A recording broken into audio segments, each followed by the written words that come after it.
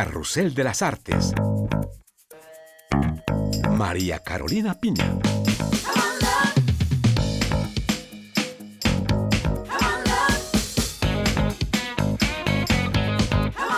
Un gusto saludarles nuevamente. Tengo el agrado de presentarles en esta ocasión nuestro programa Carrusel de las Artes desde el comedor del Convento de los Cordeleros en pleno centro de París, un edificio que data del siglo XVI y que acoge por estos días la exposición de la fotógrafa venezolana Fabiola Ferrero, quien ha sido galardonada con el premio Carmiñac de fotoperiodismo, y tenemos cita ya mismo con ella, así que acompáñenme.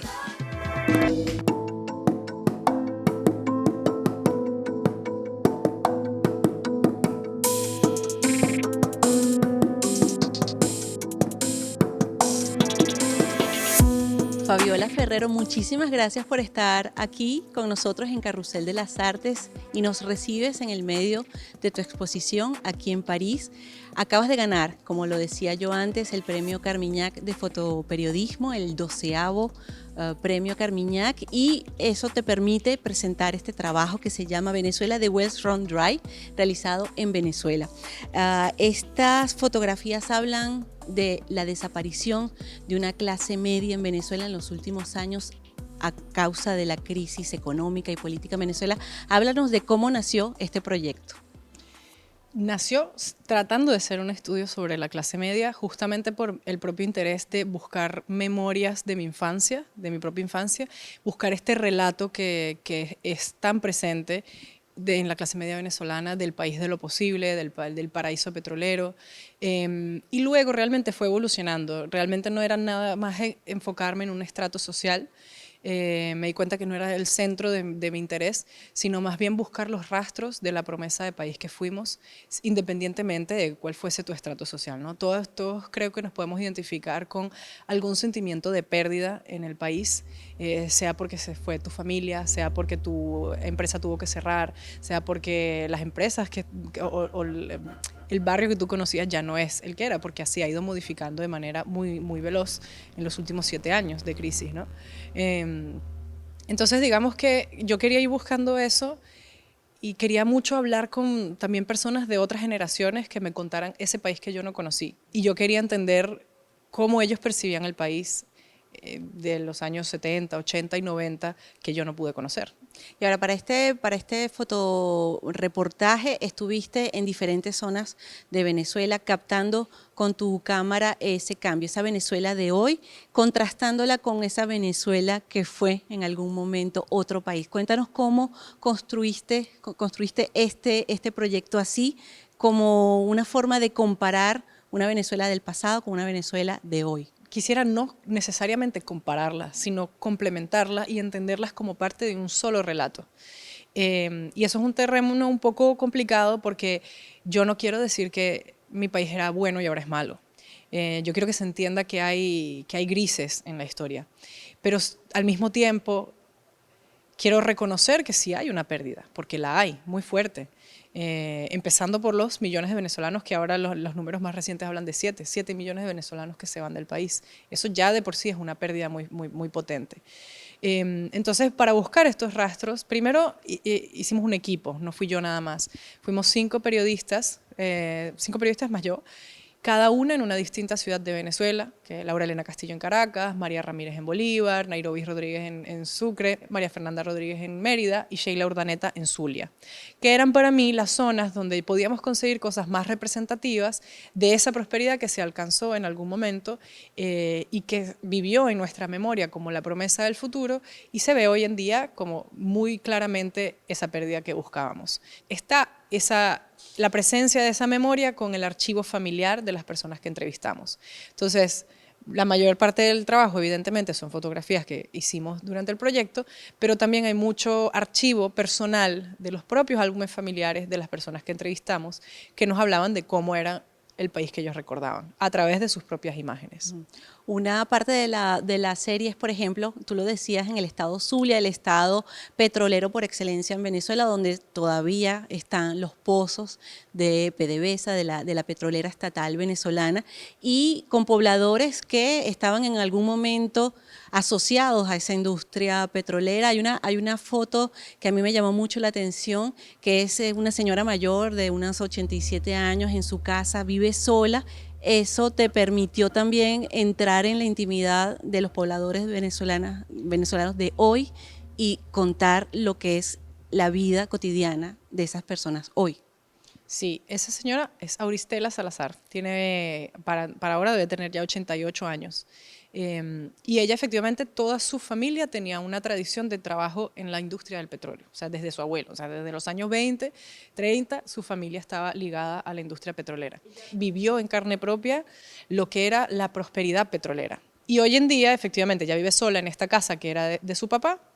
Como muchas personas mayores en el país, sufre, digamos, los cortes de gas, los cortes de luz. A pesar de eso, te voy a decir, y lo veo con ella y lo veo con todo el mundo, para mí son como especies de bastiones de resistencia ante la destrucción. Y Auristela es sin duda una de esas personas. Ella se cose todavía hoy en día sus propios vestidos, también a modo de ahorrar, pero también porque es parte de su espíritu. Entonces, para mí también era importante resaltar esa vida diaria. O sea, que hay sutilezas, hay bellezas, hay dignidad, que no es un pueblo que no tiene agencia, que no es un pueblo que no tiene voz, ni que no tiene vida, sí la tiene, y está muy presente, de hecho más presente cuando se resiste con tanta fuerza una destrucción tan evidente. Y otras instituciones donde ha habido destrucción y tú lo muestras en tus fotografías son, por ejemplo, las universidades. Muestras universidades que ya no existen, que fueron un polo educativo importante en Venezuela y que ya sencillamente están completamente destruidas. Háblanos un poco también de esa Venezuela que descubriste que está fuera de Caracas. Sí. La Universidad de Oriente es la que yo diría que físicamente realmente no existe, porque fue destruida la infraestructura por completo. Sin embargo, vuelvo a lo de antes, existe porque existen los profesores que siguen dando clases aunque no ganen dinero y enseñan en sus propias casas. A eso me refiero con la dignidad y con el temple con que se afronta esto. Sin romantizarlo y decir que, ay, mira, qué bueno es el venezolano que no le importa lo que pasa, para nada. Es una aceptación muy solemne, de resignación un poco, por lo que nos rodea, ¿no? Y las universidades no se quedan atrás, o sea, las universidades autónomas del país han tenido unos cortes de presupuesto muy potentes que hacen que sea imposible realmente mantener la infraestructura, mantener los profesores, mantener la seguridad de los establecimientos y terminan con cosas tan extremas como la destrucción de 100.000 libros en la Universidad de Oriente, que son años de investigación que no se pueden recuperar. ¿Qué me dices de Caracas? También hay fotografías tuyas en lugares que fueron símbolos de la capital venezolana. Por ejemplo, está el complejo que se llamaba Parque Central, que eran unos rascacielos impresionantes en Venezuela que hoy en día están casi desmantelados. Vive gente todavía allí, pero no son ni la sombra de lo que fueron en los años 70, por ejemplo. Sí, Parque Central es sin duda un clásico ejemplo de la clase media venida menos, ¿no? Porque es todo este complejo que durante los 70 y 80 era considerado un complejo urbano importantísimo en América Latina, que tenía cientos de apartamentos dúplex para familias y aparte tenía museos, tenía las torres para oficinas, es decir, era una cosa que aspiraba a la grandeza. Y hoy en día, Parque Central, de nuevo, la infraestructura está sufriendo muchísimo. De hecho, cuando yo fui en los estacionamientos, el segundo piso estaba completamente inundado, o sea, podías nadar dentro porque las tuberías están rotas. Y son esas como pequeñas, o no había ascensores, por ejemplo, unos edificios que tienen, no sé, 40 pisos, no tienen ascensores, tenían uno nada más disponible. Entonces, son esos pequeños retos de la vida diaria, donde realmente se evidencia las carencias. Y creo que un poco el proyecto va así. Un amigo los veía hace poco y me decía, y esto es un dilema mío también, que yo siempre me estoy cuestionando si le estoy haciendo justicia a la gravedad de la crisis. O sea, ¿cómo consigo ese balance entre no victimizar y decir que mira esta pobre gente pasando hambre, ni romantizar demasiado y decir mira qué bella es la destrucción? O sea, cómo hallar ese balance, ¿no? Y eso es algo que siempre, esa pregunta te la haces siempre que haces una foto. No siempre, porque si no, no trabajo. Pero sí, por ejemplo, cuando edito, sí, porque yo digo, ¿esta foto realmente aporta o es solamente por la estética? O sea, ¿cómo hallar ese balance entre no ser simplemente información pura sin ningún tipo de sensibilidad y no ser un exceso de estética que no aporta información? Háblanos un poco del circuito que propones aquí en París, porque hay dos entradas posibles entre la Venezuela del pasado y la Venezuela del presente. Háblanos un poco de eso que tú propones al visitante de esta exposición. Yo realmente lo imaginaba como el presente y el pasado coexistiendo constantemente, porque así lo vivo yo personalmente cuando voy, como que todo el tiempo están las memorias demasiado presentes a la vez que ves lo que tienes enfrente, ¿no? Como la casa vacía para mí es el presente y el pasado al mismo tiempo.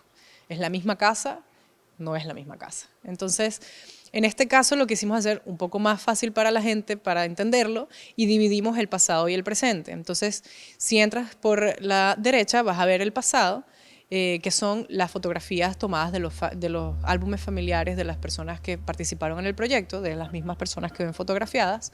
Van a tener unos documentales que pueden ver sobre cómo era la Venezuela de los años 80 y así pueden entender un poco el contexto, de dónde viene este imaginario colectivo de la Venezuela rica y posible. Y luego pueden entrar al presente, que entonces allí hay sobre todo retratos de las personas que entrevistamos y mucho enfoque realmente en la infraestructura. En la destrucción de la infraestructura, ¿no? en la decadencia del paisaje, diría. Pero que igual dentro de esos paisajes, dentro de esos retratos, se encuentra el centro del trabajo, que es la búsqueda de la promesa perdida. Ya para terminar esta entrevista me gustaría que nos hables de tu visión de la fotografía, porque cuando vemos esta serie apelas mucho a la memoria, quizás utilizas a la fotografía para plasmar algo que quizás ya no existe, pero que apela a la memoria de los venezolanos, a la memoria de las personas que vivieron en ese país que tú decías no conociste en una época. Esa es tu visión de la fotografía, de tu oficio. Sí, fotografía, al menos es el centro, por lo menos ahora de mi trabajo, buscar preservar la memoria. Hay ciertos también problemas con el tema de los archivos en Venezuela, lo mismo que pasa en las universidades, una universidad que fue destruida, eso es destrucción de memoria también. Entonces, ¿cómo podemos ayudar a que esto se registre de alguna manera, pero que se registre no solamente por el mero hecho de tomar una foto, sino que se registre con la comprensión del contexto, que sea realmente entender un poco de nuestra identidad, de quiénes fuimos, de quiénes somos y este momento de transición que en algún momento pasará. Bueno, y con esta conclusión que tú misma nos has dado, te agradecemos, Fabiola Ferrero, por haber estado con nosotros en Carrusel de las Artes. Recuerdo que has sido la premiada este año con el galardón, con el premio Carmignac de fotoperiodismo aquí en Francia. Muchísimas gracias por haber estado con nosotros. Gracias a ustedes. Y a todos ustedes. ustedes, gracias por su sintonía. Muchísimas gracias y hasta la próxima. Au revoir.